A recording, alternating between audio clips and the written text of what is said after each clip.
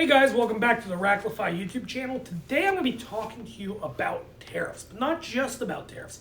How to price your goods and your products with these new tariffs. As we know, things are changing quickly and it affects everybody.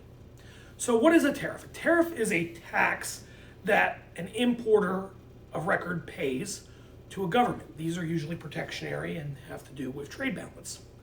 So tariffs apply to almost every single product around the world, and these apply at various rates. As we heard now, the rates in China are very, very high. We're talking 130, 140%. Big numbers, and these numbers might get larger. So how do you react to this? I believe that it's half art, half science. So one of the things that a lot of people online right now are overlooking is the psychology behind pricing when it comes to tariffs, right? So everybody out there knows that they gotta raise prices, but the question is, how much do you raise prices? When do you do it, right? And what you need to keep in mind is there's a competitive landscape, right? So you're not the only person selling your product unless, something really special and patented. So you gotta react to the rest of the market and what your competitors do. So one of the things I like to think about when I'm thinking about tariffs is game theory, right? So this is a classic example of what's known as a prisoner's dilemma. This is when the two parties or more parties involved have to choose less than optimal outcomes by nature of how the game is played. So when we're thinking about game theory and tariffs, there's two options. You can keep your prices the same or you can raise them. So we're going to draw a very simple grid here where you can keep your prices the same or you can raise them. Your competitor can keep their prices the same or they can raise them, right? So if you both keep your prices the same, nothing happens. If you both raise prices, your competitive balance is held.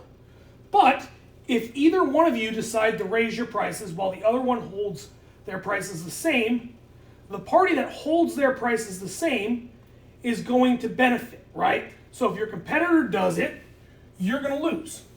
If you hold your prices the same and your competitor raises prices, you're going to win. So what happens?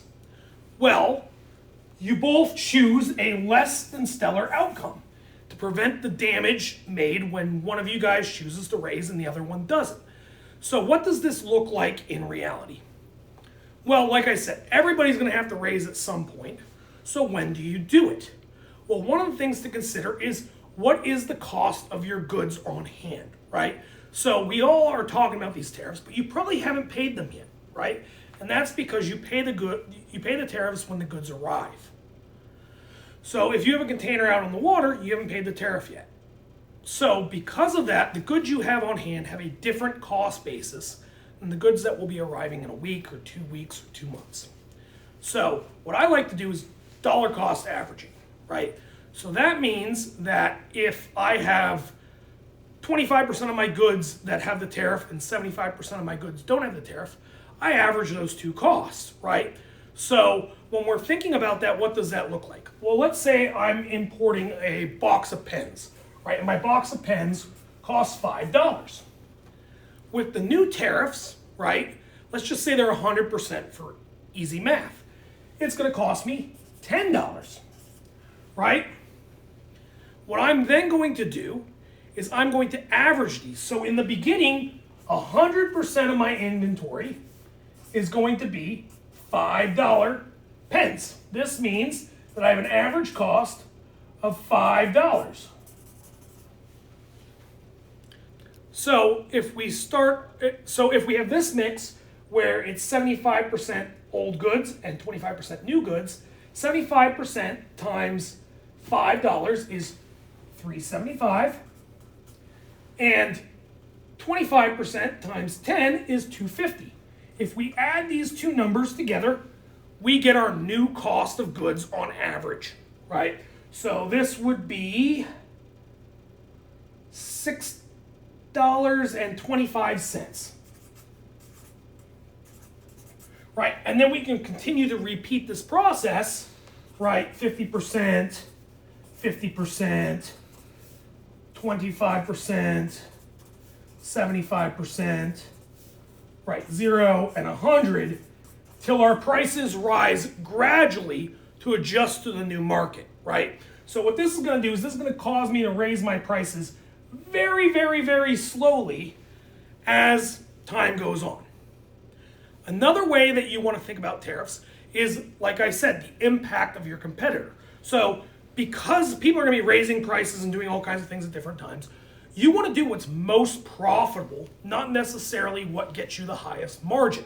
So one of the things that a lot of people forget is that the profit formula equals, right, quantity, right, this big Q that people forget about, times price minus costs, right? So for example, if I am paying $5, right, I have a cost of $5, I'm selling it for a price of, let's call it 20 bucks, right? And we have a quantity of 200, we now have 15 times 200 equals $3,000, right? And let's say that's my sales for the month. If I don't raise my prices right away, and my competitor goes out and says, you know what, I got to pay 200% more. I got to get $30 now, right? Then what could happen is we could have this 200 turn into a 500, right? So this can change your profitability as we go through this equation, right? So 500 times 15 is